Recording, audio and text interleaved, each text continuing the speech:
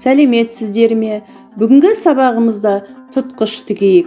Алдымен 5 түрлі матадан көлемі 30-12 см болатын тік бұрышты төртбұрыштар қиып аламыз. Дайын бөлшектердің бір жағынан 2 см ішіне қаратып үтіктелінеді, ортасынан 2-ге бүктелінеді.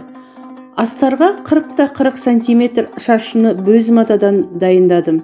Матаны бірдей 4 бөлікке, сосын диагональ бойынша үтікпен бастырып, көмекші сызықтар жасалады. Енді берілген нұсқаулары бойынша тұтқыш тігейік.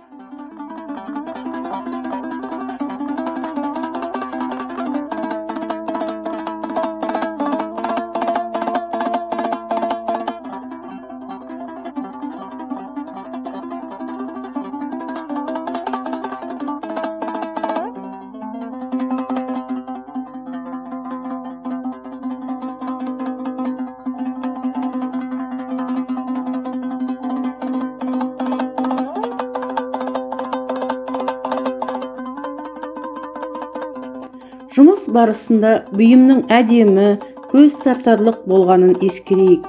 Егер тұтқыш шай демдейтін шәйнек астына қоюға немесе ыдыс-аяқты ұстауға диаметрі 10-15 см, ал үлкен табақ астына қойылатын болса диаметрі 30-40 см шамасында тігіледі.